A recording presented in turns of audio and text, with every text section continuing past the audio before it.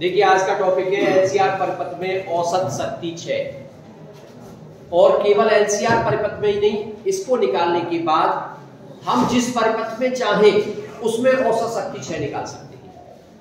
Average power loss आप किसी भी परिपथ का निकाल सकते हो और चाहो तो अलग अलग डेरिवेशन कर सकते हो।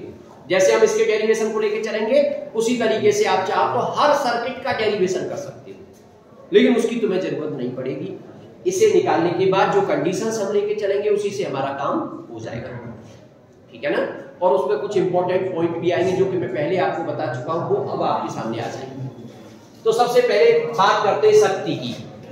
तो पहले हमें शक्ति के बारे में बेसिक आइडिया, भाई शक्ति का P इक्वल टू होता था W/T। अब W/T अगर मैकेनिक्स में बात करें तो W इक्वल टू होता है फोर्स इनटू डिस्प्लेसमेंट, लेकिन अगर बात की जाए इलेक्ट्रोस्टैटिक में तो इलेक्ट्रोस्टैटिक में W के लिए वर्क का फॉर्मूला हम निकालते थे पोटेंशियल से, V इक्वल टू W/Q, तो W equal to Q into V, यहां से निकाल के लाते थे। इसका मतलब अब आप क्या करोगे, यहां W की जगह पर Q इनटू V लिखोगे अपॉन T, और Q/T आवेश बटे समय, ये होता है विद्युत धारा। इसका मतलब ये हो जाता V और इनटू I। तो कुल मिला के अब आप समझ गए P इक्वल टू VI। हालांकि इसको आपने थर्ड चैप्टर में समझा भी था।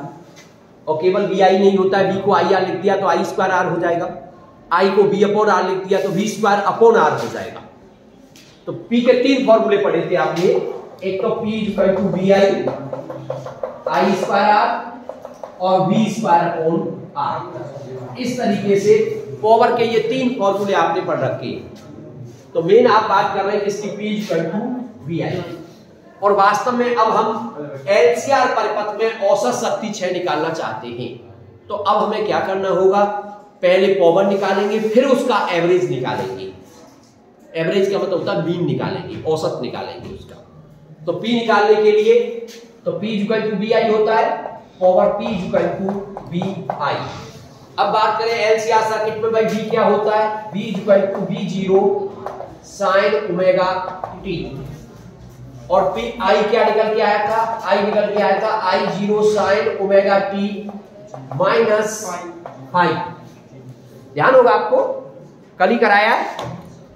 तो -5 +5 भी आ सकता था अगर आप ये लेके चलते कि VC is greater than VL। आप लेके चले थे VL is greater than VC तो -5 आया, लेकिन -5 आ जाए +5 आ जाए वो माने नहीं रखता है, डेरिवेशन एक जैसा ही आएगा। अब क्या करोगे आप, अब P निकालोगे तो पावर P इक्वल टू हो जाएगा VI, V और I की वैल्यू पुट कर दी आपने यहां से, तो ये हो जाएगा V0 sin omega t multiply by I0 sin omega t minus 5। P equal to V0 I0 को पास पास लिख लो sin ओमेगा t, और इसमें sin A माइनस B का फॉर्मूला लगा दो। तो formula sin A cos B, तो sin omega t into cos 5 minus cos A cos omega t into sin 5।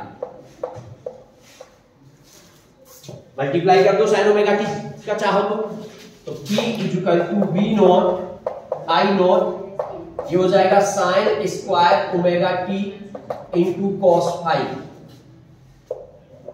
Minus sin omega t का, तो sin omega t into cos omega t into sin 5। यहां पर अगर मैं ये बात करूं आपसे कि ये कौन सी पावर है, तो ये पावर वास्तव में इनस्टैंटेनियस पावर है, ये तात्क्षणिक शक्ति है। क्यों है तात्क्षणिक? तात्क्षणिक का मतलब होता है जो टाइम डिपेंडेंट हो, जो समय पे निर्भर कर रहा हो। तो आप उसमें समय की जो वैल्यू लगा दोगे वही आंसर आ जाएगा, क्या T इक्वल टू 5 सेकंड पे, T इक्वल टू 1 सेकंड पे, T इक्वल टू 3 सेकंड पे। तो तात्क्षणिक जिस क्षण की निकालोगे उस क्षण की निकल के आ जाएगी। तो वोल्टेज भी तो तात्क्षणिक है, टाइम डिपेंडेंट, करंट भी तो तात्क्षणिक है, तो पावर भी कैसी आएगी, तात्क्षणिक पावर आ जाएगी, इंस्टैंटेनियस पावर आ जाएगी, ठीक है। अब लेकिन हमें तो कैसी पावर निकालनी है भाई, औसत शक्ति 6 निकालना है, एवरेज निकालना है इसका। एवरेज निकालने के लिए एवरेज किस चीज का निकल के आएगा? जो टाइम डिपेंडेंट होता है एवरेज उसका निकलता है। जो कांस्टेंट है वो क्या एवरेज होगा? वो तो कांस्टेंट है पहले से। तो एक चीज का थोड़ा सा ध्यान दीजिए, हालांकि इसको और चाहे तो और थोड़ा सा बदल सकते हैं, अदरवाइज यहां भी रख करके सॉल्व करोगे कोई परेशानी नहीं है। अभी और क्या कर सकते हो आप इसमें? Sign omega T cos omega T, इसमें 2 का ऊपर नीचे गुणा कर लेना, तो ये हो जाएगा 2 sign omega T cos omega T, उसको लिख दोगे साइन 2 ओमेगा टी, समझ गए ना, अपॉन 2, या अदरवाइज ऐसे रहने तो कोई फर्क नहीं पड़ता। लेकिन एक चीज का ध्यान दीजिए, जब आप एवरेज पावर निकालोगे, औसत शक्ति निकालोगे, तो पी पे लग जाएगा बार। इधर वी नॉट आई नॉट अपनी जगह, जिसमें टी लग रहा है उस सब पे बार लगा देना, यानी उनका एवरेज निकालना है आपको। तो इधर साइन स्क्वायर ओमेगा टी, तो साइन स्क्वायर ओमेगा टी पे बार लग जाएगा, इनटू कॉस फाई, इसमें तो टी है नहीं, माइनस साइन ओमेगा टी, इस पे बार लग जाएगा, इनटू कॉस ओमेगा टी, इस पे बार लग जाएगा, इनटू साइन फाई, और इसको भी जैसे है वैसे रख दीजिए। अगर यहां आ जाता आपका साइन 2 ओमेगा टी अपॉन 2, तो साइन 2 ओमेगा टी पे बार लग जाता। बार का मतलब अब यह कि उसकी मीन वैल्यू निकालनी है आपको, उसकी एवरेज वैल्यू निकालनी है। आपको ध्यान हो तो जब शुरुआत में मैंने जब इस चैप्टर को शुरू किया था तो आपको मीन वैल्यू निकालना सिखाया था। किसी भी फंक्शन की एवरेज वैल्यू कैसे निकाली जाती है उसका फॉर्मूला मैं आपको बता करके चला था, और आपने कुछ निकाले भी थे।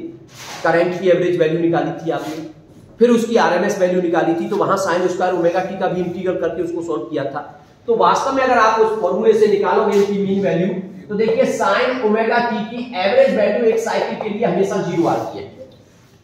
साइन स्क्वायर ओमेगा टी की एवरेज वैल्यू 0 क्यों आती है? क्योंकि जितना ऊपर होता है कर्व उतना ही नीचे होता है। आप निकाल के देख लो, फॉर्मूले से 0 आएगी। ऐसे ही आप कॉस ओमेगा टी की निकालोगे तो कॉस ओमेगा टी की एवरेज वैल्यू भी पूरे साइकिल के लिए क्या आएगी? 0 आएगी।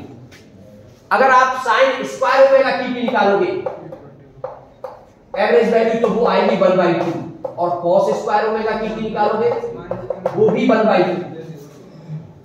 तो आप या तो इनको उससे निकाल के देख लें जो फॉर्मूला आपको बताया है, अदरवाइज इतना तो ध्यान रख लो तो ज्यादा बढ़िया। कभी कभी कंपटीशन में सीधे सीधे जरूरत पड़ जाती है इसकी एवरेज वैल्यू की, और कुछ भी नहीं है।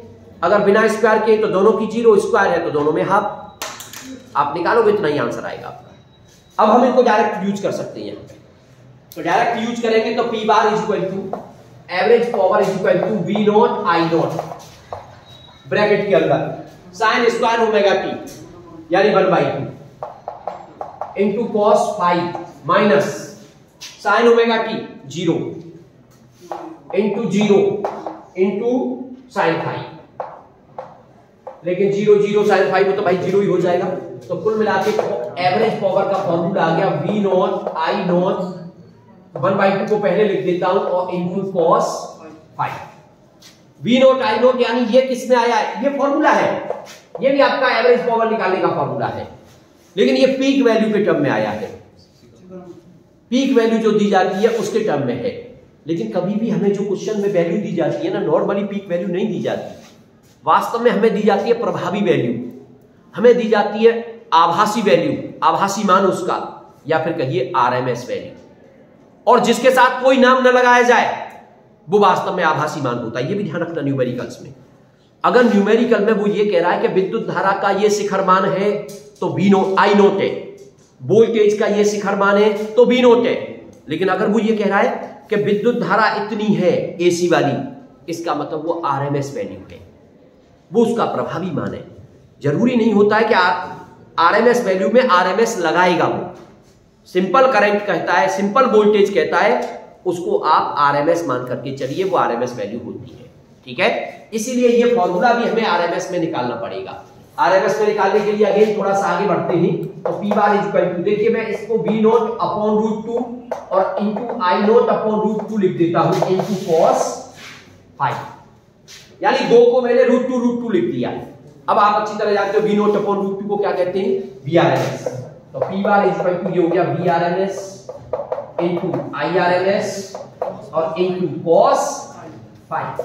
तो इस तरीके से आपने एलसीआर सर्किट की औसत शक्ति क्षय का फॉर्मूला निकाल दिया। ठीक है, वीआरएमएस आईआरएमएस कॉस फाई। अब आप कहोगे कि सर ये कॉस फाई क्या चीज है? फाई क्या चीज है, इसकी वैल्यू कहां से लाएंगे?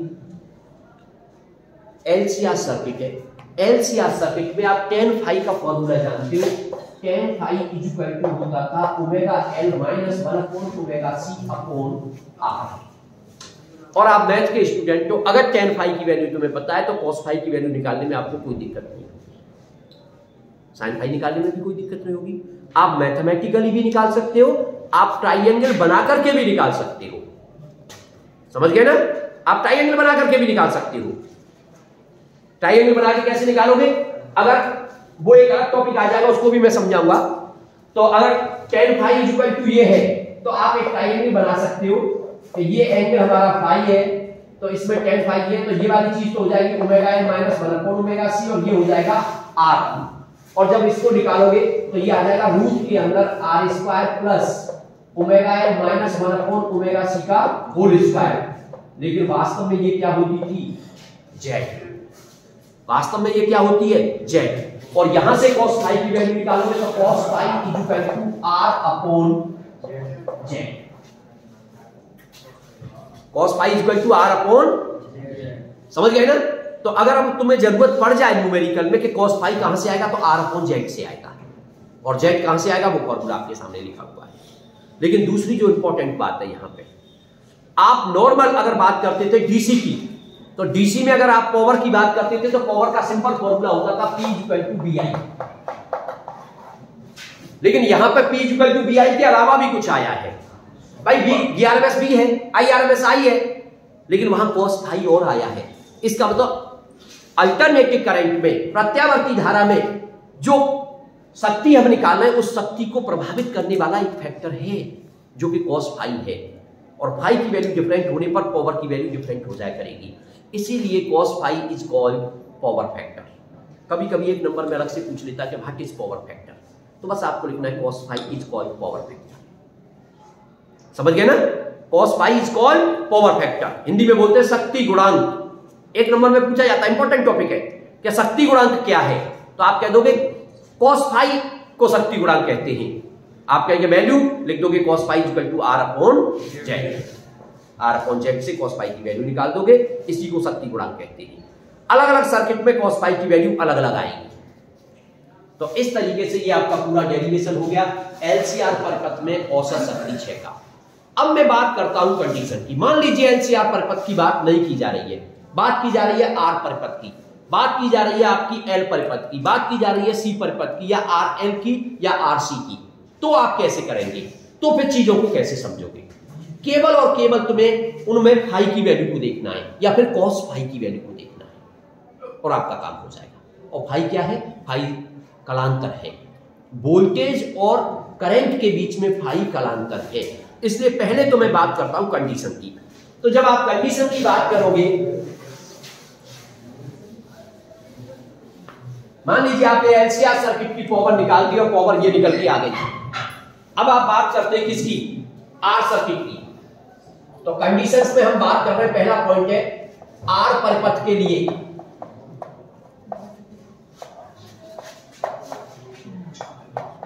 अब आप खुद बताओगे कि आर परिपथ के लिए फाई क्या था।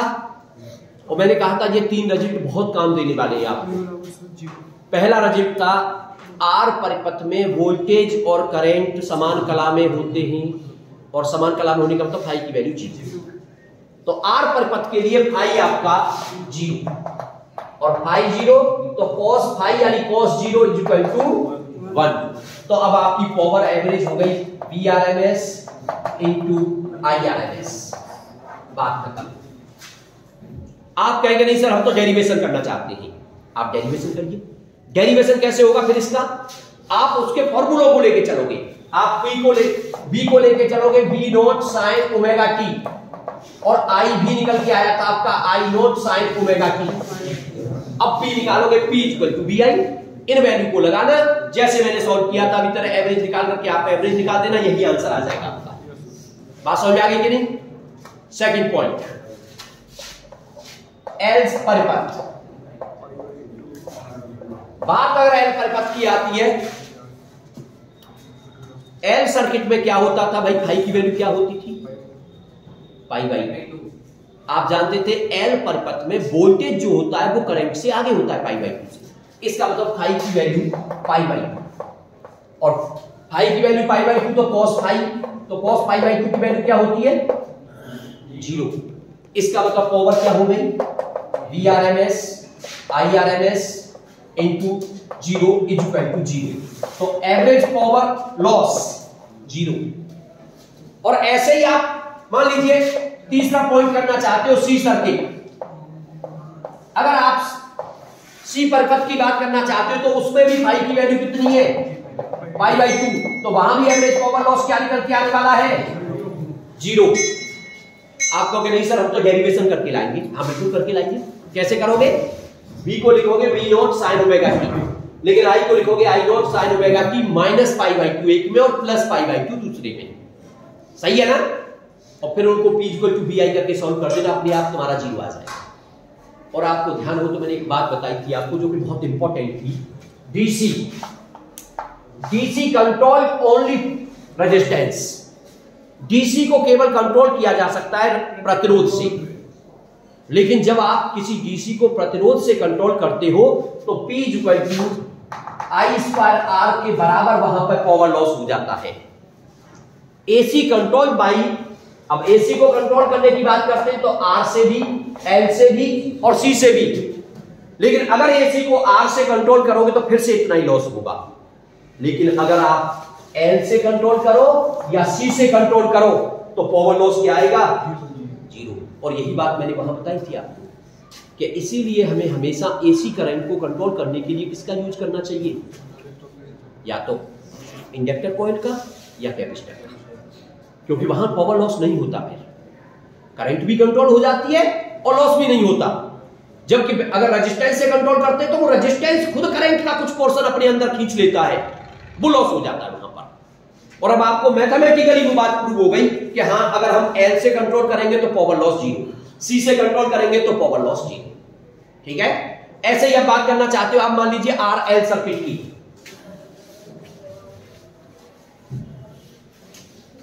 अगर आप RL सर्किट की बात करोगे, चौथे पॉइंट की बात कर रहा हूं,